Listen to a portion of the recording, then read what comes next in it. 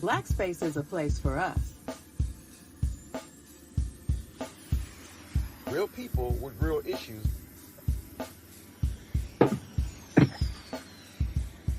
Discussing real topics. Black space. A safe space for our community.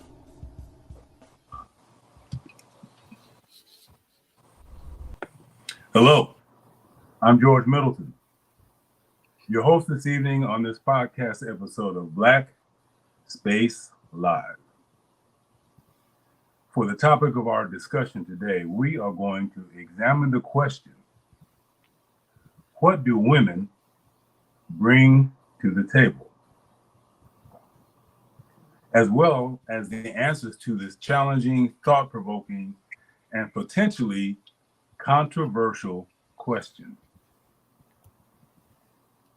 But first, I'd like to briefly take this time to encourage you to like, subscribe, and share this podcast.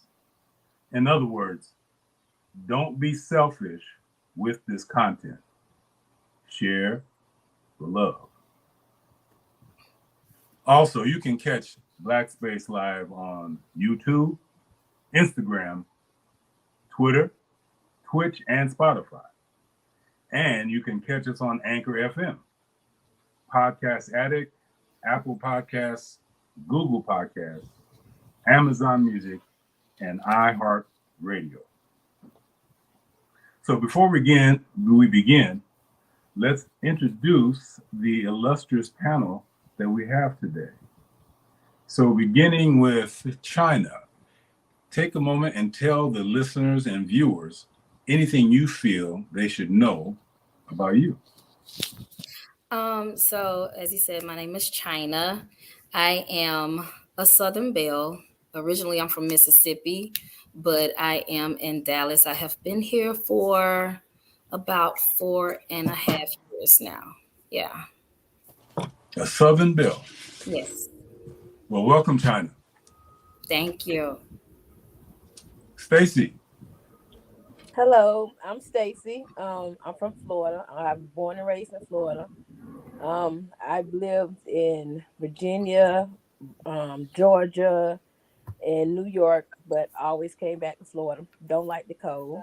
I'm an RN, and I have 3 children, 3 beautiful children. You're an RN? Yes, sir. All right. So you are a service provider and an important, you provide an important service to our community. Thank you for your service. Yep, RN, BSN, and I work with developmentally disabled adults, which I love because I feel like I'm making a difference.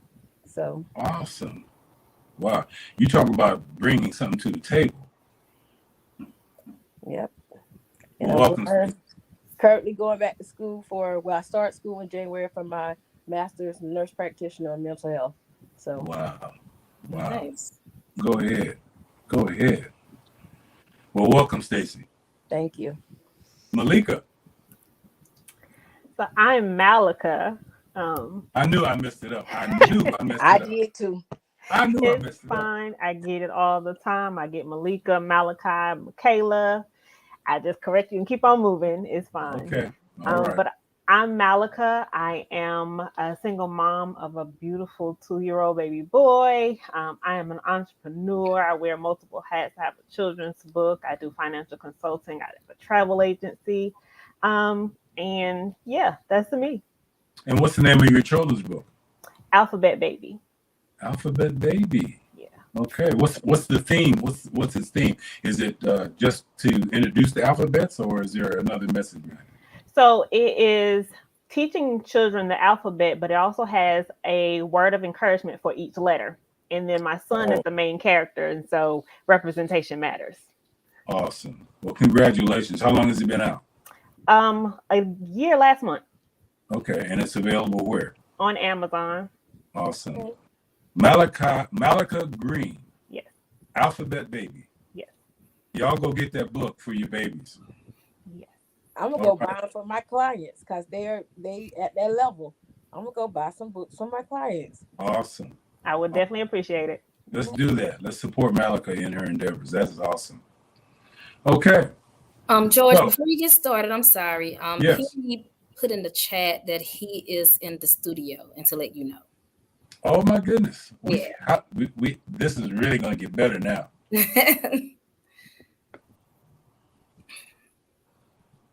You welcome to the podcast. You must have just flew in hot from Acapulco. I actually flew this morning, George. That's what I figured, brother. Yeah. You know, I believe one of these podcast episodes you're going to actually be doing it out of the cockpit. Yes. That would be dope. If I can get signal up there and get permission to do something like that, that would be really dope. Well, real quick, introduce yourself to the listeners and viewers and tell them anything you want them to know about you. I'm Lamar Penny Finley, affectionately known as Penny. I'm out, same place you, Stacey. I'm from Florida. Florida boy, Central Florida, originally from Northern Florida, but I'm a pilot cadet for the airline I will not name, shall not be named. And I'm here to have a good conversation, y'all. It always is with you, Penny. It always is with you. So, you all know that I put out a format of questions for you to be prepared for the discussion. However, I want to throw in something, and I want to throw this to the female panelists before we actually get into the discussion, just to kind of set the emotional baseline for this topic. Beginning with, and any of you can jump in when I ask the question. How does this question make you feel, if anything at all? What is your initial emotional reaction when being asked a question like this? I had no emotion. Okay. I really didn't, because all I can do is stand in my truth. It is what it is. Okay. No emotion for Stacey. Anyone else? Is that the same for the rest of you? George, I get charged for everything, so that's just my character. Go ahead. Go ahead, baby. I was gonna say, it didn't really make me angry. I just feel like it what's the right word? It just made me view the person asking the question in a different way. In a sense of, are you really trying to connect with me, or are you just trying to get through this interview to see, and go to the next person? Got you.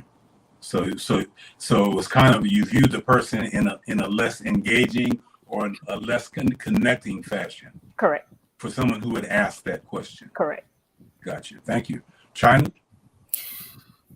For me, it's a revolving question, right? Especially if you are single, you get asked that question a lot. And it really just depends on the day, to be honest with you. It depends on my day, depends on my mood. And of course, it also depends on who it's coming from, because everyone that asks that question, sometimes they are meaning to come to you in a negative way. So, yeah. So you have to discern their intent, the context of the environment, of the context of the discussion, the person is coming from. So there's a lot of variables that will help you decide how you want to feel and how you want to respond to that question. Yes. Okay. That's good.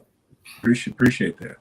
All right, so let's get to the first question. Let's get some clarity on this thing called a table. What is the table? Who determines it? And whose table is it? Penny, since this question is coming from the man's perspective, let's begin with you. What are your thoughts to that question? So, and to be clear, I never asked that question directly. I did it once to be cynical, because it's particular. Well, I don't get into that. But the table is the foundation of this relationship. What do you bring into this foundation? What are you bringing into this whether it be, and typically if I'm posing questions related to this question, it is in respect to marriage.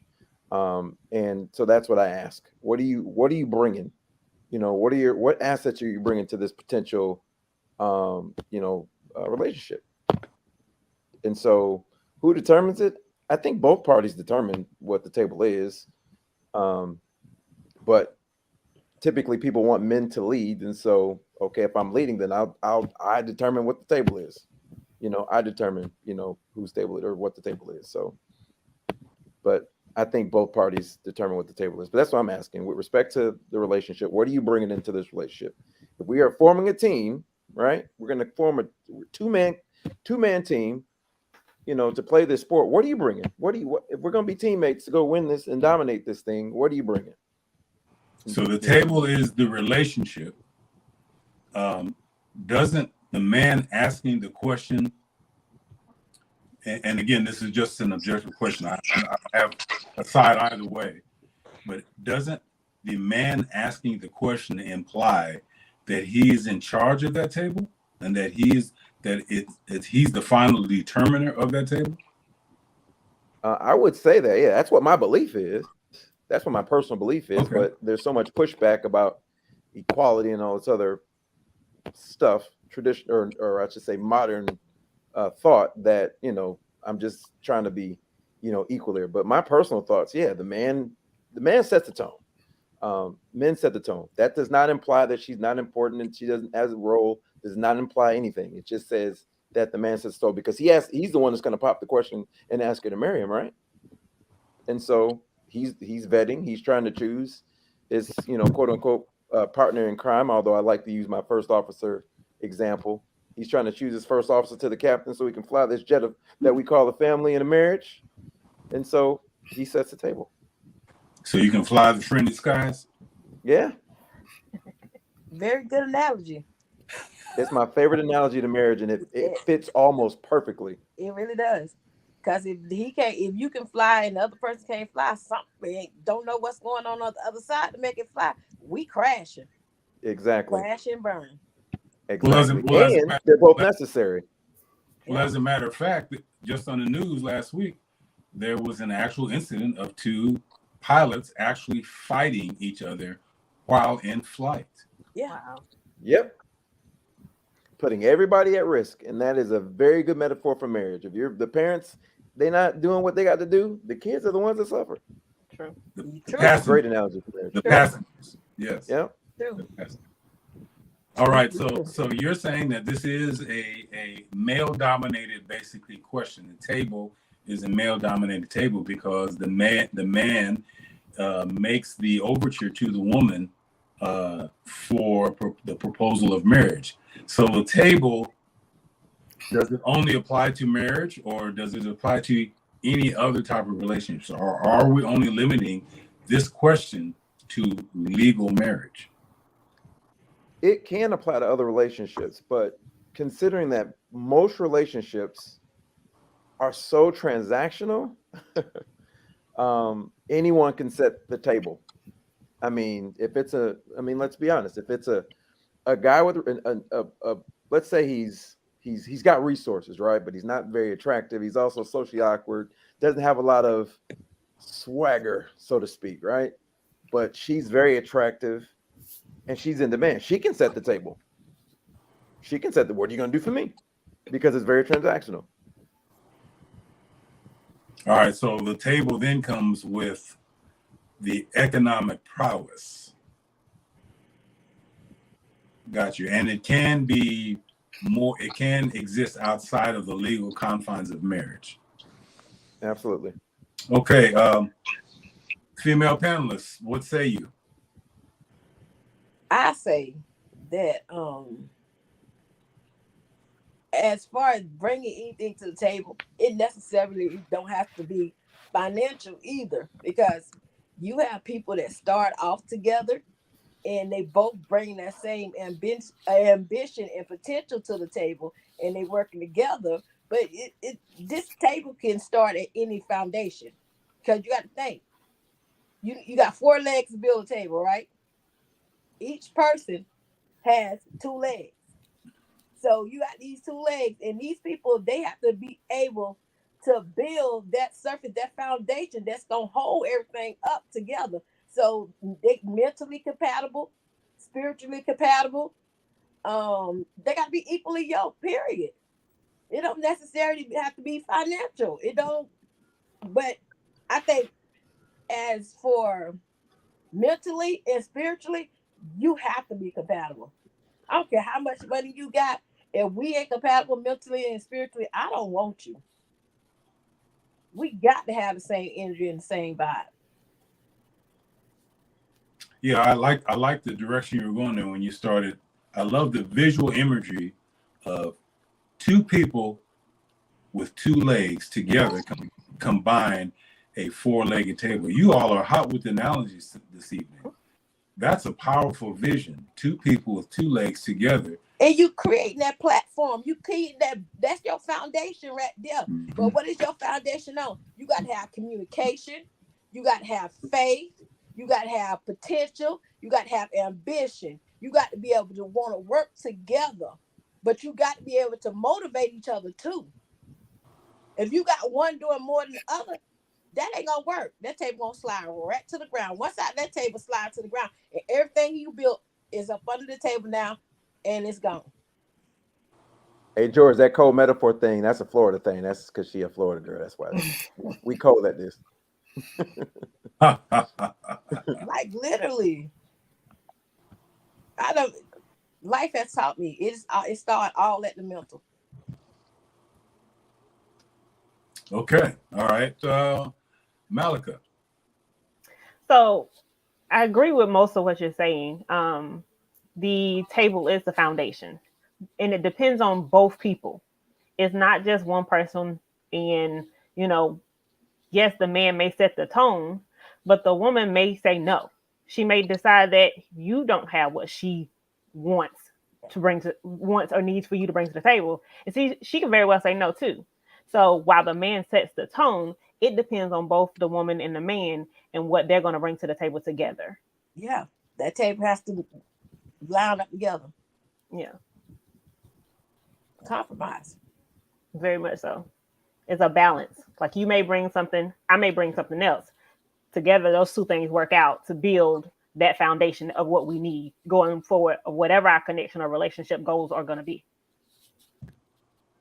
China, you concur? I definitely agree. As women, most of us want the man to say, hey, this is what it is, right? We want someone that can be a leader, that's confident, that's strong. But because of, our circumstances now or how we were raised coming up, a lot of women had to take that role, right? It would definitely be nice to have a man that can lead. But a lot of men don't even know how to plan a date, right? Yes. So just to be honest, a lot of men, they don't know how to do anything as far as courtship. So that's where the woman comes in. And as far as whose table is it, we both should have a table. We both should be coming to the table with something. Where I'm weak, I need you to step in, right? And as far as in the household, I really wish there were more men in the household, not just because men and women, we need one another. But just the foundation, as Stacy mentioned earlier, when you have that man that can lead and he's strong, and that's someone that you want to start a future with, right? You want to build your legacy with that person. I can't have a man around me that's not putting his own. What if we have children, right? Who are my kids going to go to? Who are they going to run to? Their first love, a little girl's first love is always daddy, right? So you definitely need someone that can come to the table, hope. A lot of people come to the table expecting someone else to pour into them. But to me, you both have to come whole. You have to. So Penny, the three female panelists, whether intentional or not, are basically not in alignment with your male-dominated version of the table. What are your views after hearing their different perspectives? So men propose marriage, and yes, women can say no, right? Of course. But if women are setting the table for men to come to the table, why aren't they proposing marriage? If you want a man to lead, right? Because the reality is we preach this, we preach strength, we preach independence, but women want men to lead, right? And the reality is, and I hear it all the time, because I hear it all the time. So let's give an example. We talk about the alpha female, right? And then they all say, well, if the right man comes along, I will submit to that guy, right? That implies they want a man to lead. Am I right or wrong? And so he sets the table.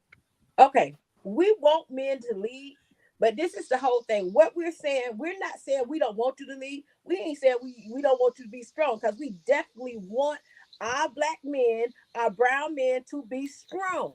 Okay, but what I'm saying myself personally is, when you get this table, right? You can have the money. You might have all the money. She might not have no money. But at the same time, you got all this money and don't know what to do with it. But she know how to invest it. She know how to buy real estate. She know how to look for land that looks like it's gonna be profitable down the line. She know how to help you build a legacy. That's fine. Okay. But it's still his table. But it's okay. Why is it still his table though? Because he's the lead. That's his. So who's the provider in that situation? Him or her? Him, right? Well, she's taking his resources and growing them, right? Which is fine. That's the way it should be. But that's still his table. Okay. She can't go with this. She can't go and grow with nothing. She just can't multiply nothing. She has to take what he earns and multiply it. Am I right or wrong? But that's his table. At the same time, and you're right. He has all the money, right? She has all the resources. Well, guess what? She can let whoever sit over there with their money and not grow it, but she can still work on her. It might take her a little longer than it would if she was with him, but she can take her resources and build on her own. She can, but guess what? She still wants marriage. She's still going to want a man. She's not going to want a man that doesn't have resources. She's going to want a man with more resources than she has. Not necessarily. Women are hypergamous. Women are not marrying down, especially black women are not marrying down. Let's be honest. They're not. If they were, they'd be coupling up more, and they wouldn't be saying brothers need to level up. It's only certain. See, that's not all women. Most of them, not all. I never speak in absolute, but it's most. But it's most. You have a population that is not like that. First of all, I think media and different videos have made people think, okay, it's about the glitz and the glamour and all this, that, and the other. It's not about all that. If people in true relationships are not about that life. But Stacey, it ain't about the glitz and glamour. I agree, because like I said, I used to say this all the time. I used to date women that made less than what I paid in taxes, but made demands. They were demanding men that made more than that. What I made it more. Well, but women are not. Let's be clear. If she's making 50, he got to make 60, 70, 80, 90 or above. If she's making 50, he can't make 40. That's not. There may be women out there like that. There are not a lot. Let's be clear. Am I wrong, China? Malika, come on. Am I wrong? So this is my question back to that. If he was making 40 and she was making 50, how would he feel?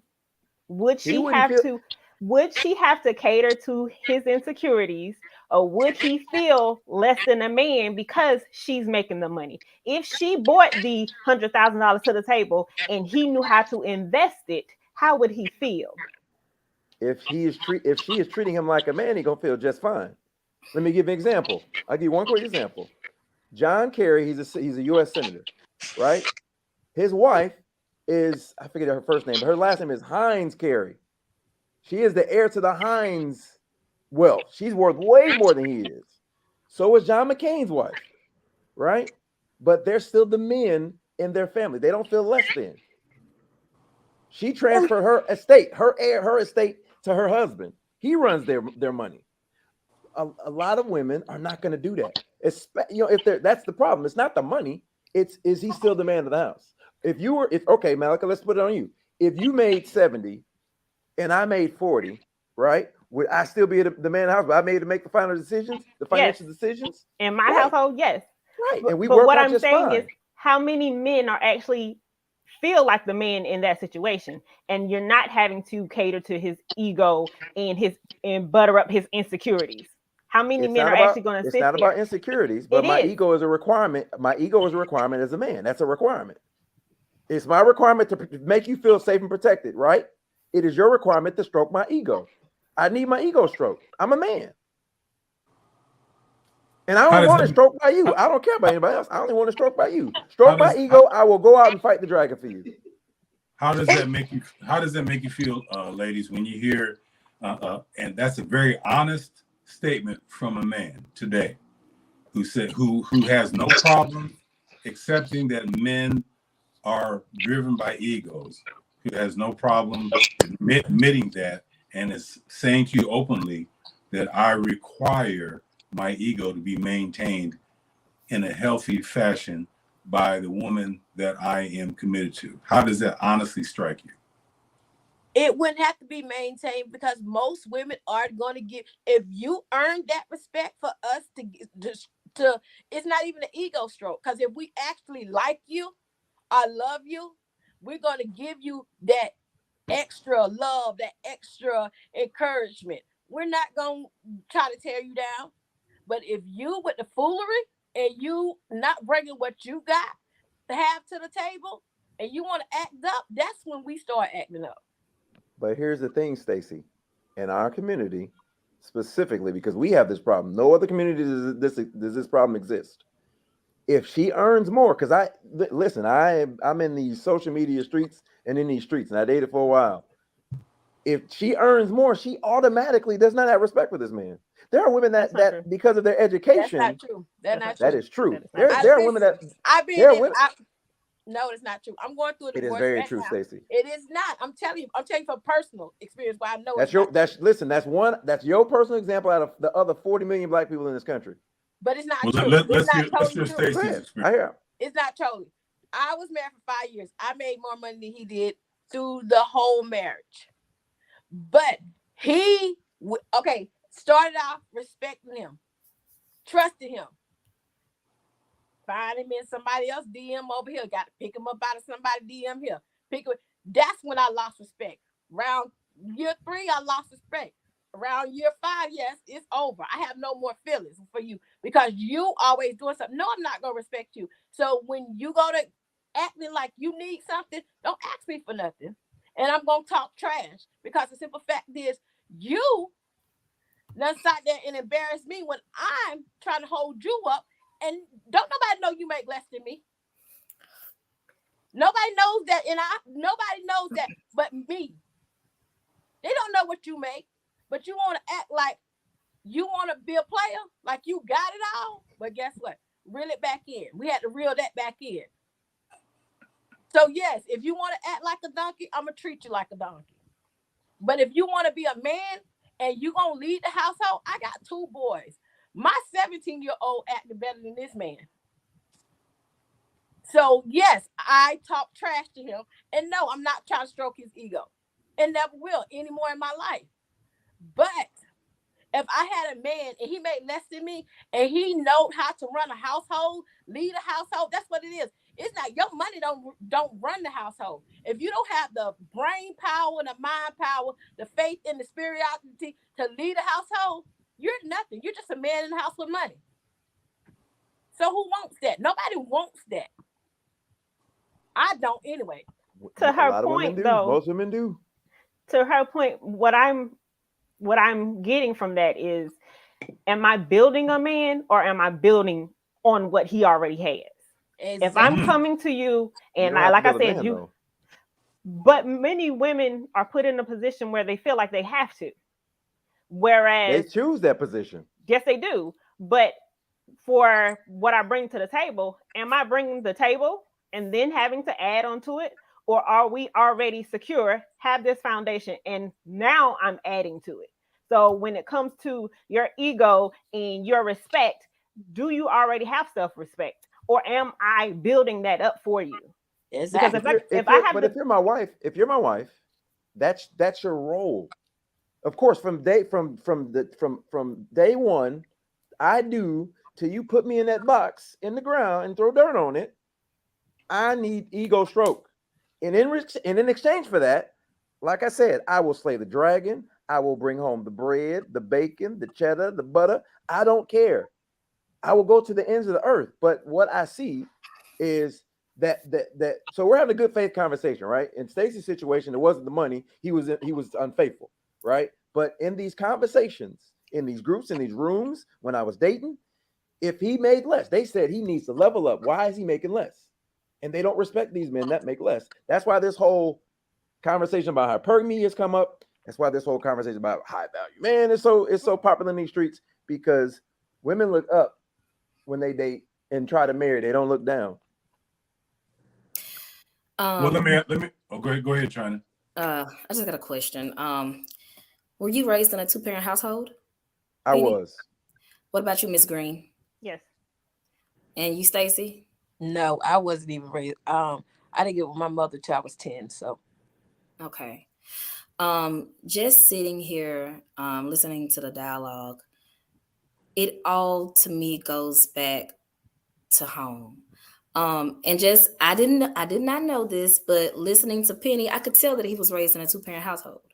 I could tell that his father, I don't know, I could be wrong. Your father was a leader, and your mother took care of the home. And she out-earned him. And in today's society, that's gonna happen, right? That's just, in theory, every woman wants their man to make more than them. But in actuality, that's not realistic in a lot of our situations. But it's just so it's so crazy how, just in my opinion, none of this talk came about before social media, right? Just be real. None of this talk came about before social media. We're looking, as you guys said, at the glitz and the glam, but that's not reality in most of our situations. But just the conversation itself about who makes more money, to me, my personal opinion, it doesn't matter if I make more money than my man. If I do well on my own, I'm only going to do better with somebody else, no matter how much they're bringing to the table. So what all are you bringing? You can't just bring money. Like you said, you got to bring drive. You got to bring ambition. You got to bring, I want a godly man. You know, you got to have a relationship with the Lord. All of that, to me, is what makes the table. But when we have this conversation, it's really, really, really more focused on money. And not saying that that's not what this is supposed to be about, this portion of the conversation, but it's just really interesting how we put a lot of emphasis on, well, who makes more? Because if you're in the household together, it's all going in one pot. To me, that's just my opinion. I'm not married. I have not been married. I do desire to get married, but when that happens for me, I won't look at it as his and mine. It's gonna be ours. Listen, China, I agree with you. I agree with you 100%. And nobody outside the house should know what he makes or you make. That's something that that's y'all in y'all household. It's not supposed to be like that. You said that your mother made more than your father. Yeah, my mom ended up going to college, getting a master's degree, and my dad had a good job that he liked, and he didn't. He was good there. And she treated him like a king anyway. My daddy was the final law in the house. And that's what I'm saying. But he was a leader. He led. He taught y'all. He taught y'all well. So that's what I'm talking about. When a man comes in with like your father had that leadership role and he knew what he had to do, it didn't matter to your mama because he was the leader. He led her. And that's how it's supposed to be. I agree. Go ahead, Driss. So this takes us into the next question, just based on the correlation between the value of a man in comparison to his level of income. What are men bringing to the table today that women can't bring? Structure, Leadership. leadership. Yep, there you go. Protection. Security. And I mean, I'm not talking about financial security. I'm talking about you're comfortable when you lay down that he is there. And if something comes your way, he right there. See, Stacey, it's that Florida connection. See, that's why we saying the same answer at the same time, that Florida thing. Y'all need to come on, move down to Florida, Malika and China. I'm just telling you. When you sitting on the side of the road, you know your man coming to get you. And he know how to change your tire. Help me if I can put a dresser together, I'm gonna need him to know how to put one together too. I don't want no man that can't help me put nothing together. I might want to bring my stuff home then and put it together myself. I don't need him not knowing how to do that. If I can change my oil, I'm gonna need you to know how to change it. If I can change my tire, and I know how to do this stuff, so I'm gonna need you to know how to do that. If I'm being honest, honestly, I think the only thing that a man brings to the table that a woman cannot bring is the ability to make the children. Exactly. I think everything else is somehow, some way it can be taken care of without a man. Just like a man can take care of other things without a woman. We can come together and balance each other out. Yep. Now, I may be able to change that tire, but would I want a man to come change it for me? Yes. But so again, we can both bring the same thing to this table. But I think the only thing that we can't bring to the table is I can't make a child without a man. He can't make a child without a woman. Outside of that, I really think that everything else in some way, fashion, or form can be made possible without the other party. China? I don't know, Penny, you shaking your head no, but that's actually proven. I'm doing it now, right? I have not had a relationship in 7-8 years. I've been maintaining, right? So I definitely agree with Ms. Green. But at the same time, just because I can do it on my own, don't mean I want to. Something happened with my car a week before last. 10 o'clock at night. I'm pulled on the side of the road and I'm on the ground trying to at least initially diagnose what's going on. I'm thinking, man, if I had a man, I wouldn't have to be doing this, right? And just to even make it even lighter, let me tell you, when it comes to insects, bugs, whatever, your girl is scared, okay? I live alone. If it's a spider in my apartment, am I going to kill it or am I going to let it live there? I'm scared of it, but I have to go kill it, right? If not, it's going to remain in my apartment. Would I like to have a man there? Baby, it's a spider over here. Come say today. Oh, I'm a gas you up, you know? But so what she's saying is true. We are doing it by ourselves, but that does not mean that we want to do it by ourselves. Y'all are doing it with the assistance of paid male help. From where? When your car broke down, China, you paid somebody to fix it. That was a man. If your sink gets clogged tomorrow, you gonna call a man to come fix it. So yeah, you can do it on your own if you pay for other male assistance. If somebody kicking your door, I'm talking about in the household. That's in the household. If somebody kicking your door, you're gonna call the police, and you're gonna hope men with guns show up to protect you. Or I can know how to shoot a gun and shoot and kill him myself. You're the exception to the rule. Most women can't do that. I'm just gonna open that side they can't do that. Nightstand over there and put two in them and let it go. But most women can't do that. But I'd rather have a man there to be there to help me. I'd rather be a man be there with me. Yep. Now one of y'all can't walk down a dark alley unarmed by yourself. You ain't gonna do it. You can't do it. It ain't safe. It ain't safe. I've done it before. Right. It ain't safe. It ain't safe. But at the so same yeah, you can maintain because you will pay the assistance of men to fill in the blanks for that man that's missing. So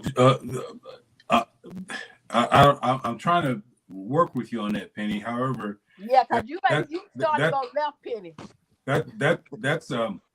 That's a pretty broad statement to say that when you call this for a service of an electrician or mechanic, that all of those are male dominated roles. Is that really the fact here in 2022? Yes. Those are the facts. Men still do all the infrastructure jobs, all the blue collar jobs. They still pick those jobs. They're still 90% men. 95%. So when you call a plumber, you tell them you want a woman. I don't tell them anything. I want the best plumber to come out and do the job. Then you get male assistants too. I don't need a plumber, but I'm just saying. I'm talking about if you call the plumber, electrician, the cable man, customer service. If you get a man, you calling on male assistants too. But my point is that the women are maintaining because they have the outside. Women are maintaining because they have the outside assistance of men that they can pay to take care of those things. What I'm saying is traditionally men can do those things themselves. Correct. And now, modernly, women can do them things to themselves too. They can learn to do it and do it themselves. They don't. But the majority they don't, but they can. The majority don't, but they can. So what I'm saying is it's what we can bring to the table. So what are you bringing to the table? What are we bringing to the table? Malika, felons can get out of prison and go make millions of dollars, but most of them don't. We play the odds in life.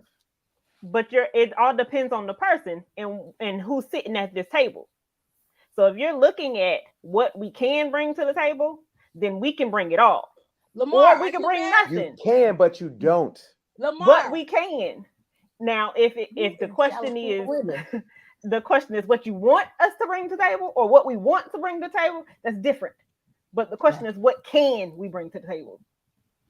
When I say can, I'm talking about tangibles. I'm talking about what you can actually do, not what you can feasibly do, what you can probably do. Lamar, you playing in the shallow vein in pool of women. You really, really are. You got to be, because you don't care. I do. If you come across some type of women, you on the shallow vein pool. They might look good. I don't seek women that can do things that men can do. I don't need those women. Well, you're basing your category of women in professions that are typically male dominated. You're saying that because they don't participate in a significant percentage, in your opinion, that for all intents and purposes, women in general cannot bring to the table what men can bring. That's what you're saying, correct? That's exactly what I'm saying. So it sounds more like a almost semantical or slight nuance, because you're playing it based on numbers versus just if one woman can do what a man can do, then theoretically 2 women can do what a man can do. If 2 women can do it, then theoretically 20 women can. So even though the reality is right now statistically that women are not in heavy percentages in these professions, isn't it a fact that still women can do those things? Yeah, some can. Yeah, I never denied that fact. I'm just saying the majority can. So then, for the purposes of this discussion and the question, what are men bringing to the table that women can't? At least on a small percentage, it's proven that women can bring the same things to the table that men can, even though currently the statistics are low. Yeah. A small percentage of them can do the things that men can do. Most of them. He's not giving up on that percentage. I can't let it go because this one off. We always argue the one off. We always argue the one off. Just like Stacey, you're an exception to the rule. I'm telling you, most women ain't looking for guys that make less than them, and it's unfortunate. I ain't looking for them. I'm not looking for them to make less than me. I'm looking for somebody that match my energy. Right. And that it doesn't. I'm not looking at their bank account first. No, I'm not. But at the same time, okay, somebody I'm talking to, they actually got money. Then I have somebody that don't have as much money as the next person. But at the same time, I'm not looking at their money. because you're different. Most women lead with the finances. If he ain't got the finances, they ain't gonna get to the character and none of that stuff. It's one of the reasons why there's so many mismatches. That's why a lot of people are single. Exactly. I agree with you, China. That's why a lot of people are listen, single. I totally agree with you, China. Because statistically, right? I don't know the average salary of a black man. Penny, you may know. What's the average salary of a black man today? Black men earn 38. I think black women earn like 35. It's like a $3,000 difference between the two, or $4,000. It's in the 30s. And that's, not judging anybody's bag, but that's low to me, right? My personal standards. However, when you are initially dating, when you first meet someone, you shouldn't know what their bag looks like, how much money they're making. So in order to progress, you have to actually be in that thing, right? So the example I can give, if a guy approaches me, of course, men are visual, and so are women. But if a guy approaches me, the first thing I'm not thinking about is how much money he has, right? I don't know about you ladies, but a woman can tell within a few seconds if a guy approaches her if she's feeling him or not, right? So in order to get past that, you have to, in some way, you have to, first of all, you have to start a connection. You have to start a bond. When you're discussing money, those conversations don't come up until later on. However, nowadays you have so many women who are so focused on what this man is making from the initial meet and greet or the initial contact. And that is why a lot of people are single. I'm going to say it anyway. I don't care if they watch or not. I have some girlfriends. It's really surprising. I'm thinking, okay, we all in our 30s. None of us have children. And that is something that we all say we desire, right? So my first thing is, do I like this person? We just gonna dummy it down. Am I feeling this person? Do I like this person? Am I enjoying the conversation? The money will come. We will get to that at some point. But some people are just leading with that, and that's why so many people are single. And as a guy that used to lead with money, I did it for the physical attention, because that's the only way I can get physical attention. They don't stick around long enough to learn the character, right?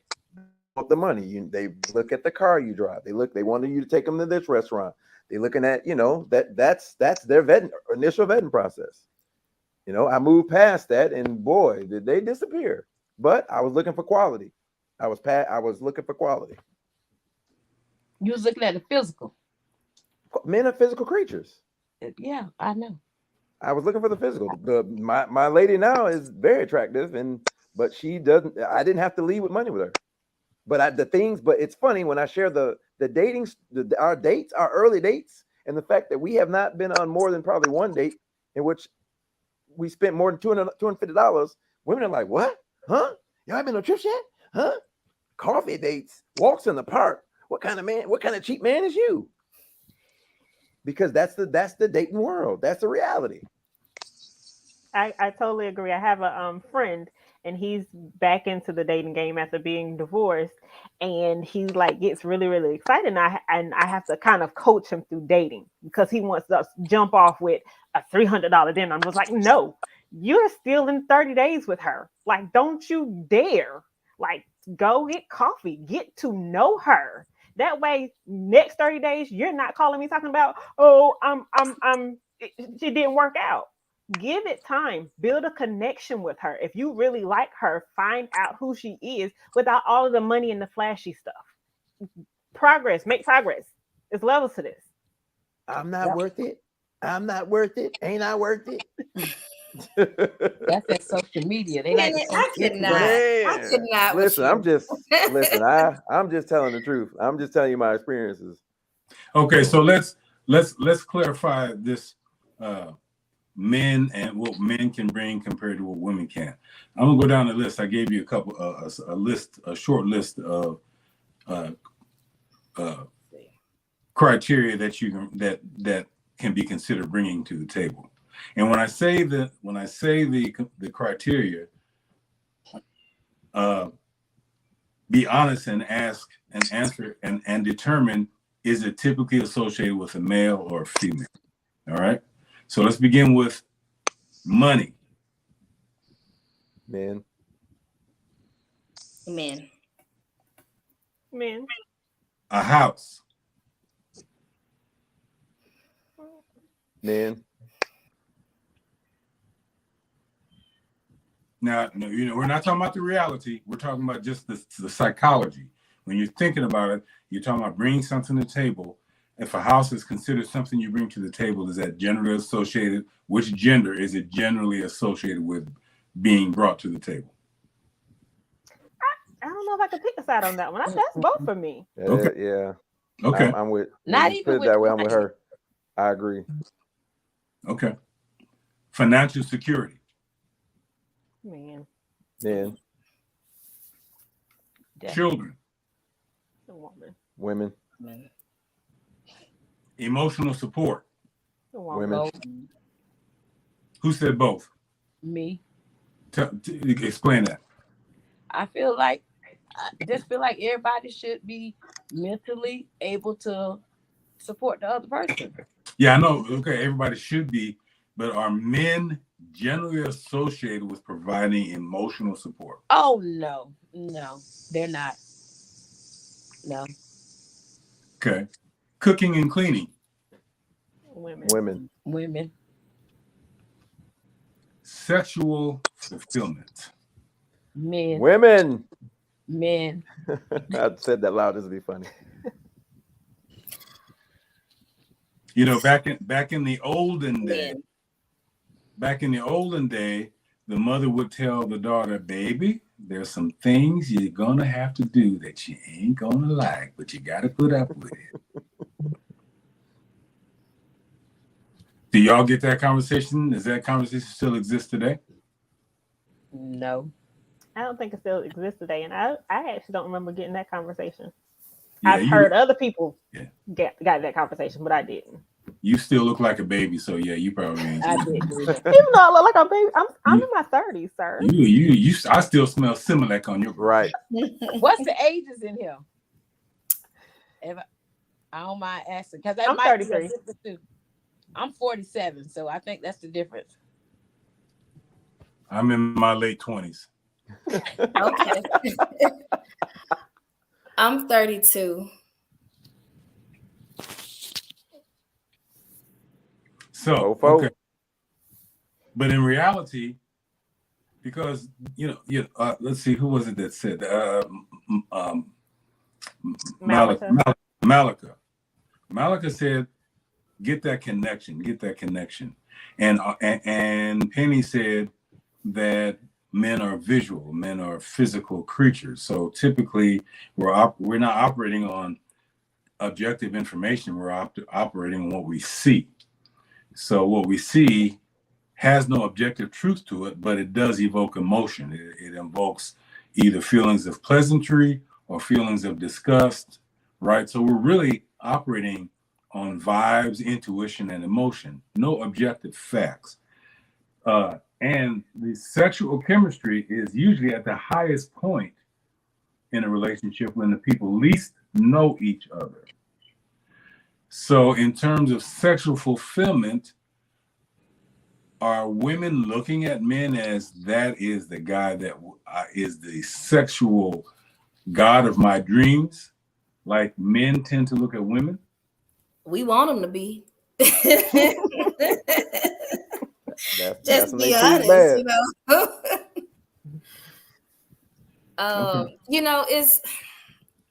it's when it comes to sex. I don't know about you ladies. I've come across some really great guys, but they weren't coming with what I need them to come with. And that's really a hard position for a woman to be in, because we say we want someone that's going to treat us right. We say we want someone that's good to us, that's good to his mom, have a relationship with the Lord. He has all of these pros, But if he ain't, if I'm not getting what I need in the bedroom, that's a hard one. That's a hard no for me. I'm sorry. I'm really, if we're gonna be honest, if we're gonna be honest, it's one thing if talent is the question, right? We can we can train or teach them what we like, but if you're lacking, can't do nothing about that. Can't do nothing about that. Okay. So, Penny, I see a really vociferous no. I gotta know what's going on here, brother. What are you saying to China? So I hear that conversation all the time, right? And I've learned this, and that piece right there is why I stopped leading with money. So the sex piece, right? Women say they want this good, virtuous, wholesome guy that's gonna be faithful and all this other kind of nonsense, right? I'll give you that. But if they find that bum that can beat them cheeks out, they will stick with that bum. They will stick with that bum for that one reason. They will eliminate, that will override everything else that's said. Everything else that's said.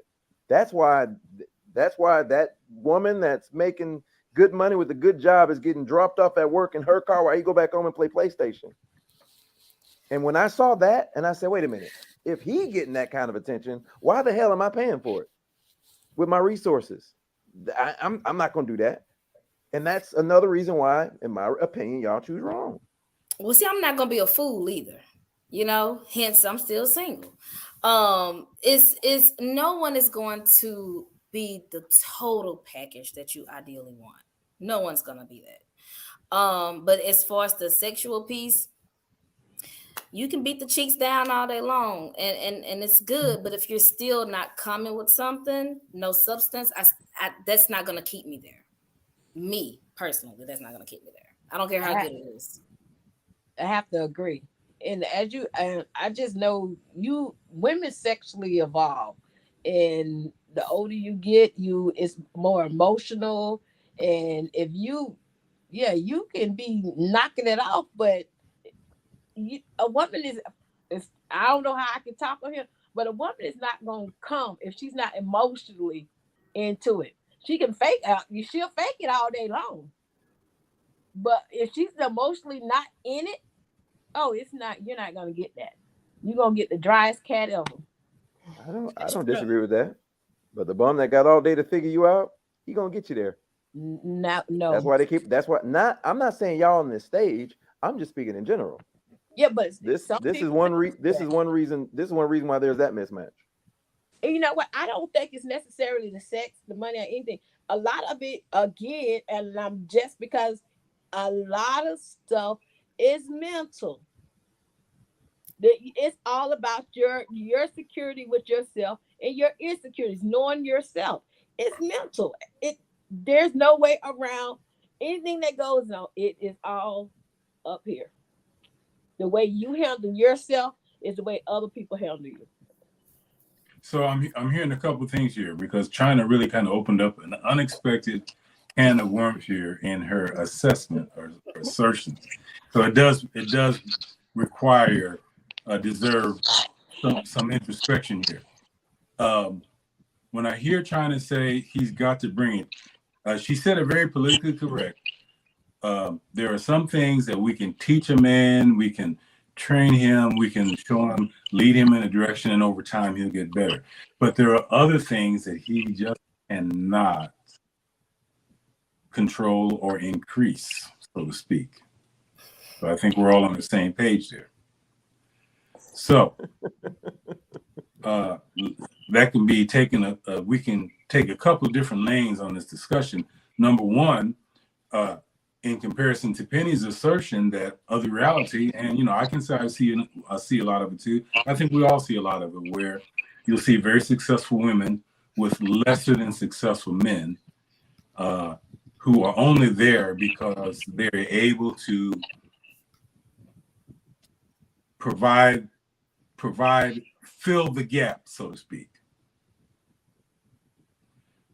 So today's woman, because I think we've pretty much clarified, even though Penny has some nuanced disagreements, that women, for the most part, and China's a living example of it, that women can pretty much do the same thing a man can do and get by with it. So really the only other gap that needs to be filled is the gap that China is referring to.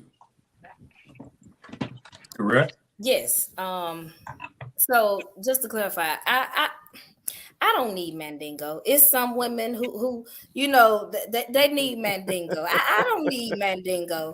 And I mean, we grown, right? That ain't what you implied, Charlie. We're grown up in here. This is grown folks conversation. Hey, right. Grown That ain't what folks you implied. I don't need mandingo. And just to be honest with you guys, I've come across two really great guys. They were good men. They would have taken care of me, been a great provider. Both loved the Lord and all that good stuff. But it was just below average. Below average. So you couldn't teach them the most women don't need that extra long mile, but you gotta come. You mean half a mile? You gotta be able to reach certain things.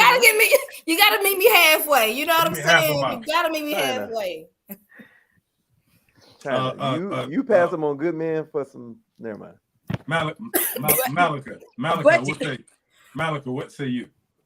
I agree. You know, we desire to be sexually satisfied too. And so if you're not bringing and reaching that spot, it's just, you know, you can bring everything else or majority of everything else, and it's just not gonna be there. You know, I personally feel like if that's a desire for us and the other qualities that we desire are out there too, we shouldn't have to settle for somebody that's not reaching that too. But Malika, check this out. For us guys that meet the financial requirement and can do that, don't you know every woman out here want that guy? And we turn into, until we get serious, we turn into jerks and we take full advantage of our advantage. And then y'all get them and they cheat on you because your dingling ain't on point. I clearly said the guys that have that and that. That's exactly what happens though. Stacey went on ahead. Stacey went ahead and just brought it on.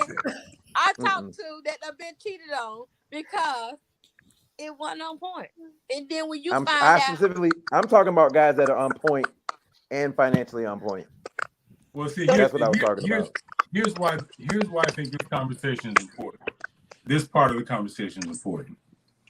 Even though it's really not part of the original topic. Who's statting there? Anybody know? Do you all hear that noise? I just muted up because I heard it. I thought it was me. Everybody mute the mic, see what it is.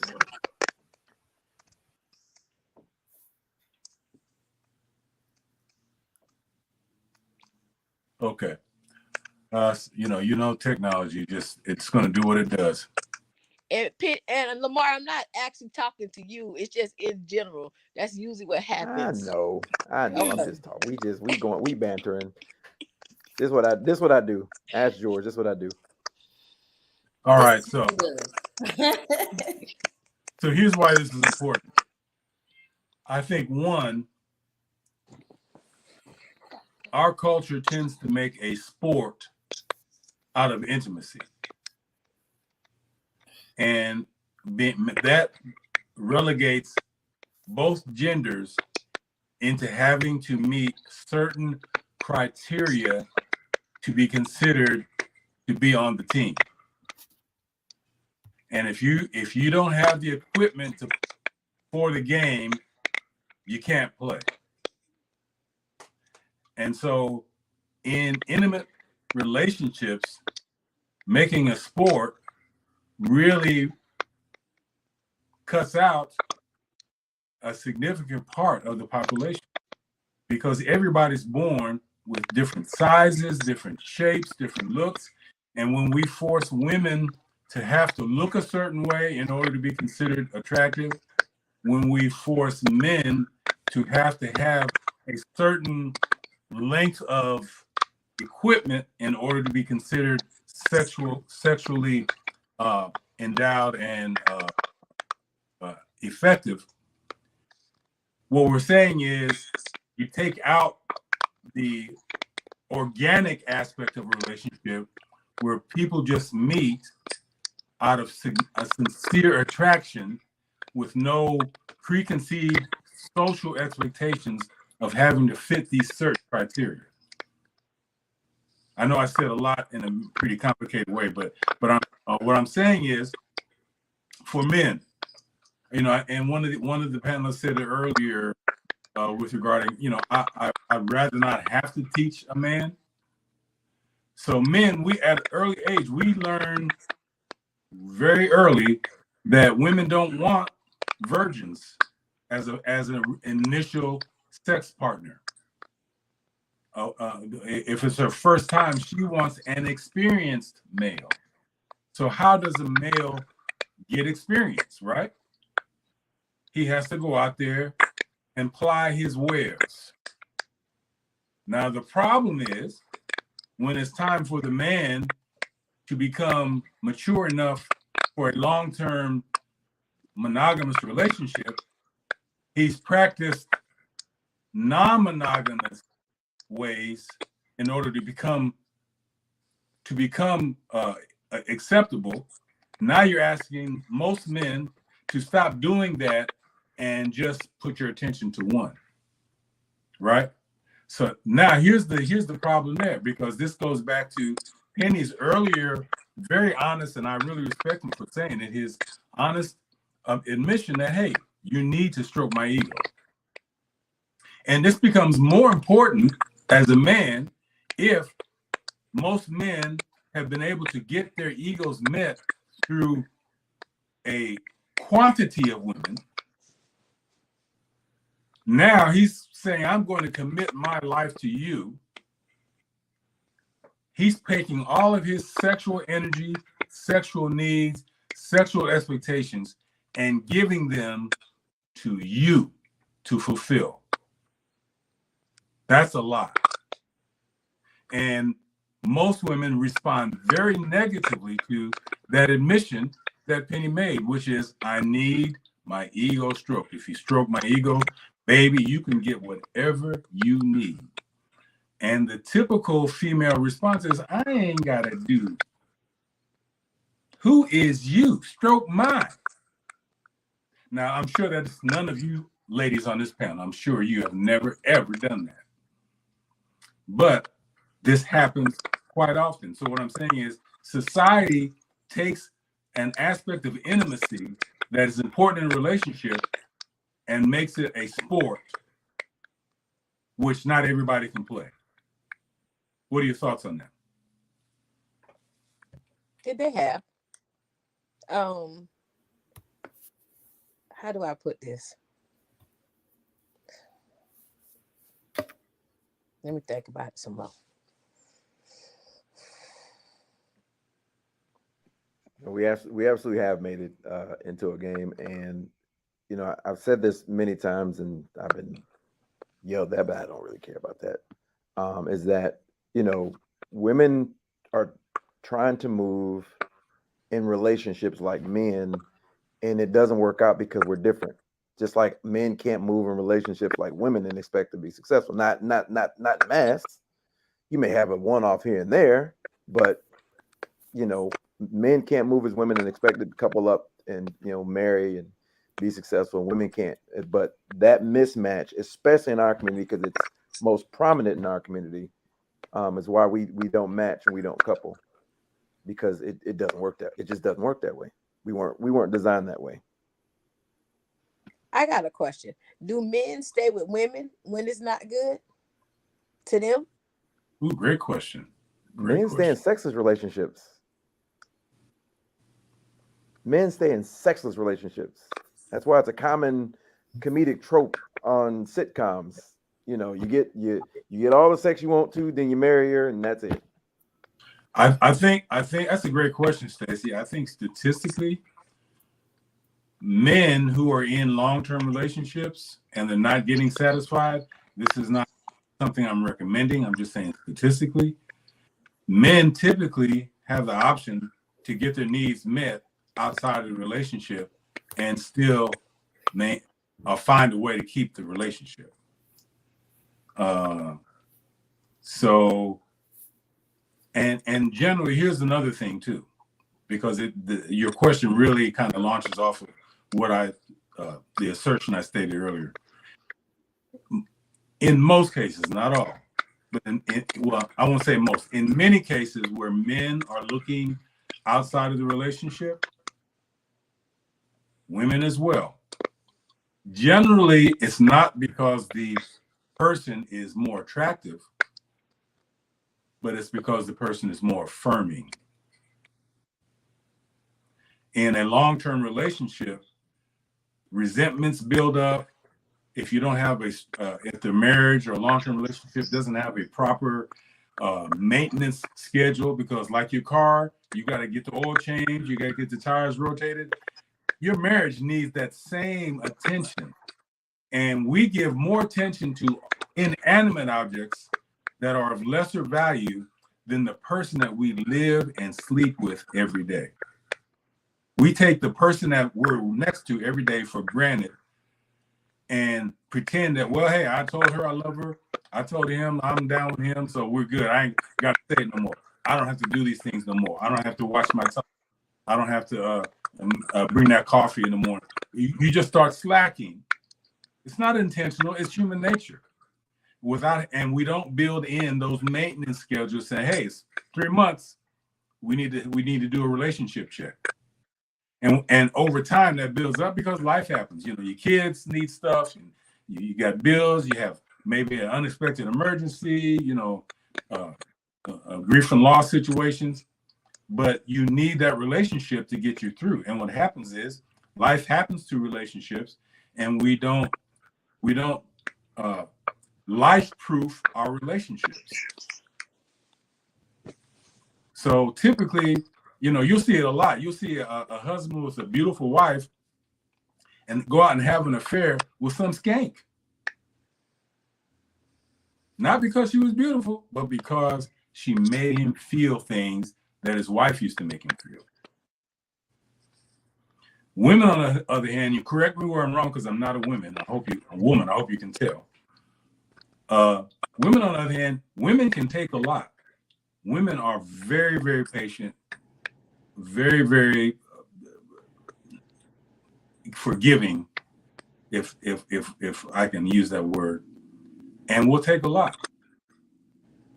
But when they decide to step out, it's not because of a sexual need, it's because of a lack of emotional support. Typically. True. Not in all cases. True. So to your question, will a man stay with a woman? Unfortunately, the way the society works and what we consider what we're bringing to the table, if the man is considered bringing enough stuff to the table, most women will say, you know, I've got all these other aspects met, so I'll just have to figure out how to cope with this one area. Where a man, his ego is so fragile. Our egos are so fragile. You do that to us, oh man, the world's ending. Because you have hurt us where it counts, which is our ego. My woman found someone else more attractive than me. That can't be. There's just no way. Right. Well, let me tell y'all about that table y'all talking about. Y'all keep bringing. Y'all still talking about these men bringing these tables. Y'all gonna keep moving them tables, and they gonna fall apart after a while.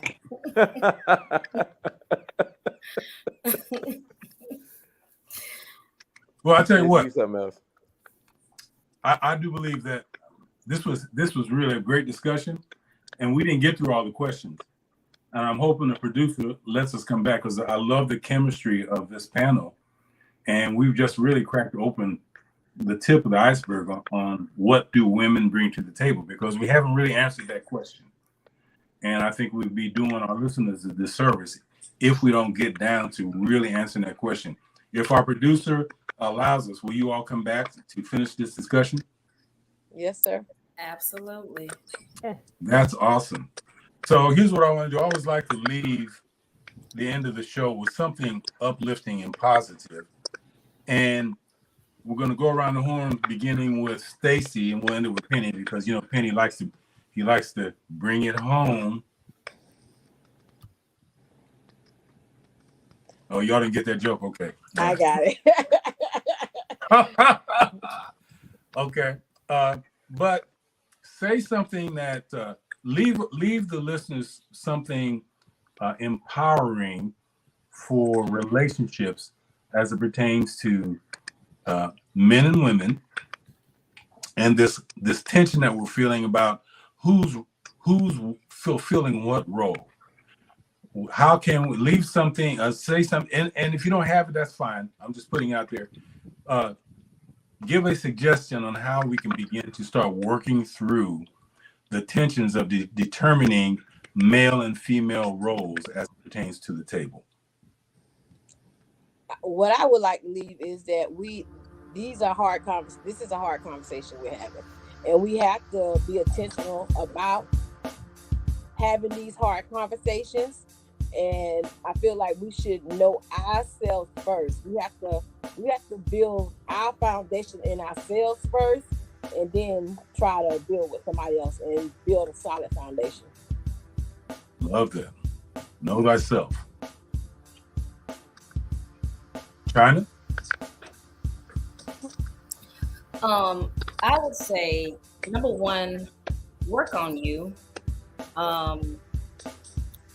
Be patient and be understanding, and just be flexible.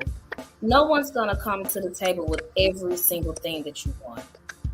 If you find that person, you're lucky. But just understand that a man and a woman, they both bring important things to the table that the other can't. And just, don't settle. A lot of people are doing that just because they want to be with someone. They want to be in a relationship, but don't settle. Your prince, your king, your queen, they're out there. Thank you, China. Malika. Be constantly working on your healing journey. That's going to help you to have that self-love and be aware of who you are. That way you can attract who's meant for you. I like that. Penny, bring it home. Step one, move practically. Understand that we are all imperfect. You're not going to find a perfect person, and that's okay. Step two, start looking inwardly. Look inwardly. I guarantee you, the more inward you look at a person, the more attractive they become outwardly. I guarantee you. Step three, move in good faith. Stop assuming that everybody is bad and everybody's out to get you. Stop it. If you do those three things, I guarantee you that success will begin to happen. And my last piece of advice is relationships, especially marriage, is not about what you can get out of it. That person that you moved in good faith, that you sought out practically, looked at inwardly, moved in good faith with, you are going to want to do everything for them. And that is the true joy of a relationship. Marriage ain't about happiness and making you happy. You married that person because you want to make them happy. That advice was given to me, and I walked it, and I'm about to talk it. And I share that secret with y'all later. And I pretty much just gave away what's going on in my life. But, All right. But yes, practical advice, very uplifting, and it worked for me. Preach, brother. And I don't have much more to add to that. I'll just add, listen to understand. Don't just wait for the person to stop talking so that you can say what you've been wanting to say. The most therapeutic tool in any relationship are these two things right here. And when you make the other person feel heard, that's 90% of the battle. So this has been a great a great episode. Really dynamic discussion. China, Malika, and Stacy, thank you for not killing Penny tonight. You know, Penny's tough, but he's all right. He's all right. All right. He's authentic. Yeah. You have to respect the authenticity. He is authentic. Oh wait, let me get Stacy back in here. She got put out.